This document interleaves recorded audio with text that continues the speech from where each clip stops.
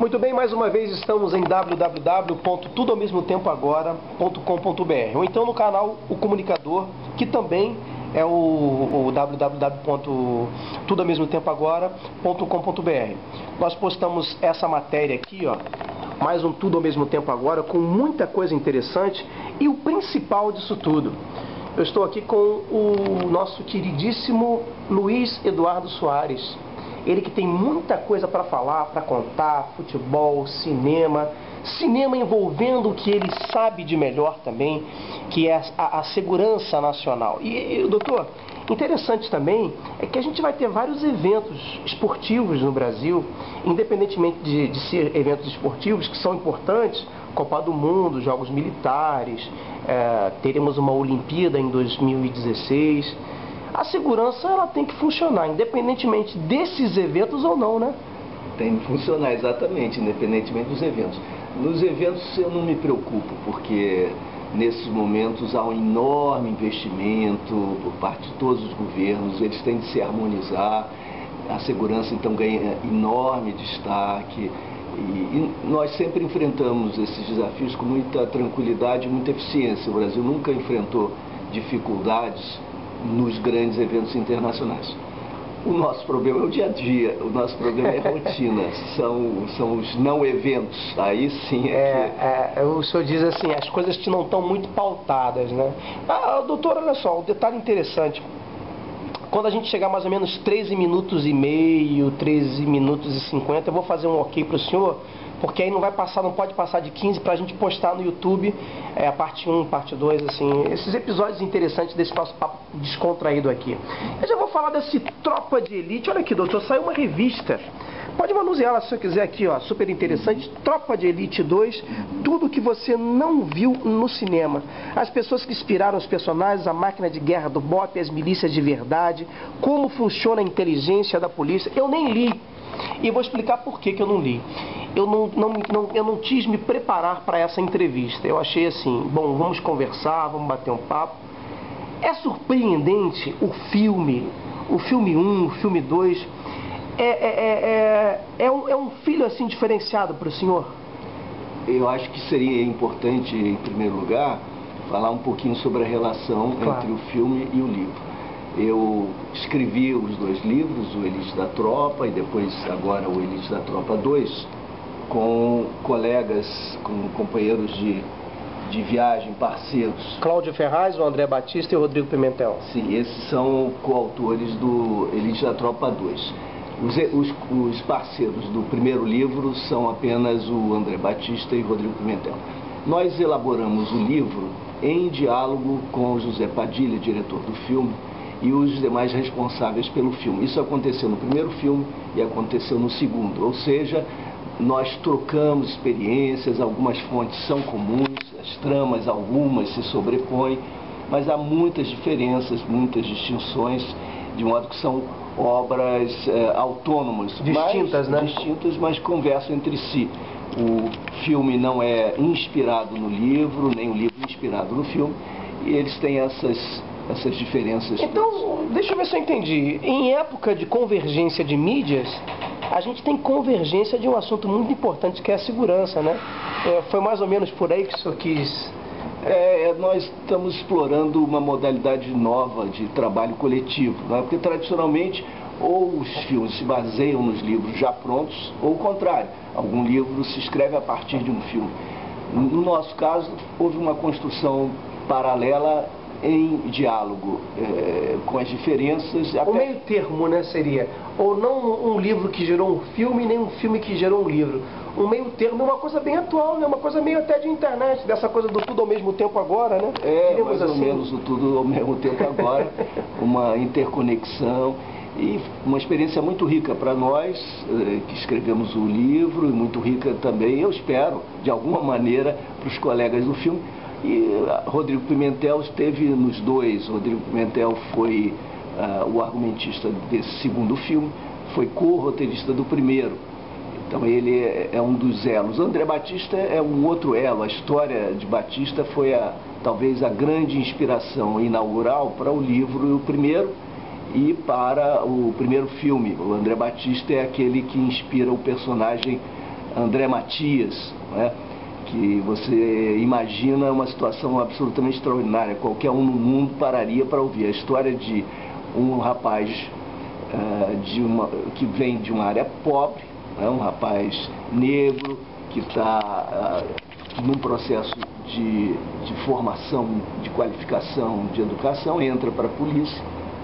À noite, depois de ingressar no BOPE, participa da, entre aspas, guerra rotineira carioca, e de dia, depois de tomar o seu banho pela manhã, de se barbear, de se vestir com as roupas civis, pega um ônibus e vai para a PUC estudar Direito, onde ele conseguiu a sua bolsa. Então, à noite, mergulho no inferno da guerra, Vietnã, Camboja, aquele mundo de dor, de sofrimento, de risco, de ameaça, de extremos. E pela manhã, um encontro com os colegas no curso de Direito, discutindo muitas vezes os mesmos temas que ele vivia. Que ele vivia e que ele viveu a noite anterior, agora de um outro ponto de vista. Então é como se um personagem de ficção científica atravessasse duas dimensões ou dois tempos, não é? À noite, Segunda Guerra Mundial, e durante o dia ele retorna para o tempo presente como estudante de uma universidade de elite. Mais ou menos o que o Woody Allen fez num filme uma vez, né? Ele estava dentro da tela, passou para a realidade, uma coisa quase por aí, né? Um pouco similar, né? Exato. São mudanças de dimensões, no entanto, estritamente irreal. Então, uma vivência como essa, que é a costura entre dois mundos, ele, André Batista, na sua vida real, costurava dois mundos apartados, que não se conhecem mutuamente.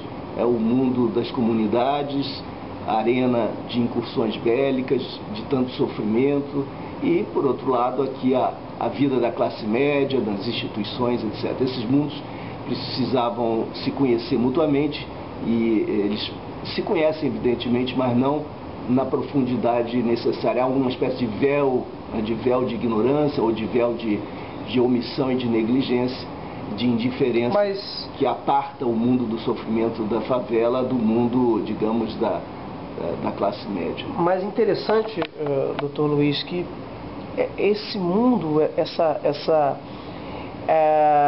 omissão, esse fingir que nada está acontecendo, isso já era, né? O pessoal hoje está muito ligado e está cobrando demais, não só das autoridades, como a própria sociedade se olhando no espelho e se cobrando, né? Você tem razão, Adriano. Mais e mais uma consciência crítica se difunde. No entanto, ainda insuficiente. Vamos tomar o segundo livro, Elite da Tropa 2, e o segundo filme, Tropa de Elite 2. O universo das milícias que constitui para nós a grande ameaça, que é o grande desafio para o Estado Democrático de Direito no Rio de Janeiro. Mas eu tenho lembrado nas minhas viagens pelo Brasil, o ovo da serpente está espalhado por toda parte, apesar digamos, da versão mais dramática. Os requisitos da ditadura se espalhando, né? Porque eu não sei se o senhor já reparou, que outro dia eu vivi uma situação pessoalmente, não vou falar dela aqui porque ela é tétrica. Mas o resquício da ditadura, doutor Luiz, ele está muito no ar ainda. Aquela coisa de que eu tenho poder, eu faço, e eu posso dar um jeitinho aqui que está tudo certo, porque eu sou o poder. Isso é um pouco chato e um pouco até contra a lei, mas isso se instituiu um pouco, meio que na sociedade brasileira, o senhor não acha, não? Eu não sei, Adriano, eu acho que esse tipo de postura evidentemente acontece, eu não sei até que ponto isso seria, de fato, um resquício da ditadura, mas no caso, particularmente da milícia, de fato é uma ditadura. E eu então estava ali dizendo que o ovo da serpente, dessas milícias, dessas máfias, que são compostas sobretudo por policiais corruptos, o ovo da serpente está em todo canto, ainda que no Rio o problema tem alcançado essa dimensão, essa magnitude, essa profundidade. Veja, você falava da consciência que hoje é maior, é muito maior. Mesmo assim, nós cariocas continuamos convivendo com a presença das milícias aqui nos bairros mais próximos, com tudo o que isso significa de destruição do Estado Democrático de Direito, de ditadura, tirania, despotismo, se impondo sobre comunidades e territórios. Isso está acontecendo aqui à nossa volta. Esses agentes dessa, como você disse bem, dessa ditadura atual, Esses agentes são servidores públicos, são funcionários do Estado, estão por aí. Então, se houvesse de fato consciência de que isso acontece, quão grande, quão grave esse problema é, nós talvez já tivéssemos nos libertado do problema. Né? Só para dar uma ilustrada no que o senhor está falando, e é um assunto muito profundo, mas a gente pode esmiuçá-lo um pouquinho. Eu tenho aqui o Globo de hoje, ó, quarta-feira, dia 10 de novembro de 2010. Ó, Polícia Federal prende 32 por fraudes contra a Previdência. Segundo as investigações, o prejuízo aos cofres públicos ao longo de 3 anos pode passar de 200 milhões. Dá uma olhadinha aqui, isso é jornal de hoje. Eu li essa matéria. O que o senhor acha disso? É uma loucura, né? Porque o bandido que tem cara de mal, ele é mal porque tem cara de mal, mal como um pica-pau. Mas tem esse camarada também, esse camarada que frauda a Previdência, que está fraudando ele próprio, as futuras gerações dele. Que loucura, hein? Pois é, nós passamos de um problema gravíssimo, né, as milícias, para um outro que é muito grave, que tem conexões com as milícias, porque nós estamos falando sempre de corrupção. As milícias se constituem, se formam para roubar recursos que provenham da dinâmica do trabalho popular, né? impondo uma espécie de exação fiscal ilegal, de impostos sobre toda a operação econômica e comercial, toda a prestação de serviços em certas comunidades. É uma modalidade de corrupção associada à violência das armas, da força, etc. Nesse caso da Previdência, temos de novo corrupção e de novo funcionários públicos, não agora policiais, de outra área, né? Portanto, nós estamos diante de problemas que se comunicam entre si, por assim dizer. Eu particularmente, Adriano, não sei muito bem o que é isso, não convivo com isso, até porque fui criado num regime meio austero. Outro dia eu fui fazer uma campanha política, e estava fazendo uma campanha política pelo Brasil. Na verdade não era uma campanha política, era uma campanha do Luz para Todos, né? E a gente ia pegando os depoimentos, colhendo os depoimentos daquelas famílias que nunca tiveram luz elétrica e passaram a ter, e qual o benefício que se gerou. Precisávamos de depoimentos de pessoas, de famílias, de gerações. Eu fui colher esses depoimentos viajando de Bandeirante pelo Brasil. E num belo momento estávamos eu e um cameraman, um cinegrafista, um jovem cinegrafista, e 3 senhores. Um belo dia, uma bela noite, eu toco na porta do meu quarto um senhor e fala: é você que é o cara do dinheiro. Ou seja, o dinheiro era depositado na minha conta, eu ia pagando as contas, ia fazendo o trabalho, ia mandando os vídeos e o conteúdo desse material pelo correio. Vamos superfaturar. Eu falei: não vamos superfaturar nada.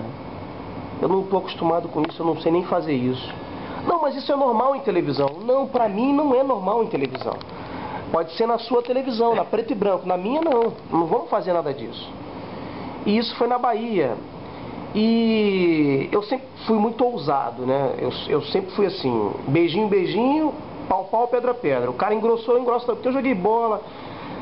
E aí ficou aquele clima ruim, e aí o cara começou a me chamar de garoto enxaqueca e papapá. E eu, mesmo assim, eu não fui nem fofoqueiro, nem liguei pro cara do estúdio, que é um grande estúdio do Rio de Janeiro, não falei nada, fingi que não. Falei: ó, aquele assunto, eu acho que eu tive um pesadelo, nós não tivemos aquele papo.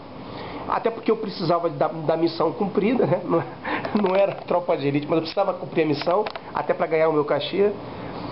E ali, ô Luiz, aquilo me assustou. Porque eu estava fazendo uma coisa de forma honesta e chega um senhor de quase 60 anos me propondo coisas. Aí por isso que às vezes a gente fala assim, resquício de uma ditadura. Que tipo de resquício? Esse tipo de situação onde o cara acha que é normal. Mas, Adriano, infelizmente a corrupção não nasceu na ditadura, nem tem nenhuma conexão umbilical com a ditadura. Infelizmente, não se encerra com a ditadura. Bom, olha só, a gente está aqui terminando esse bloco e a gente vai continuar esse papo maravilhoso. Segura aí, que a gente vai para o próximo bloco.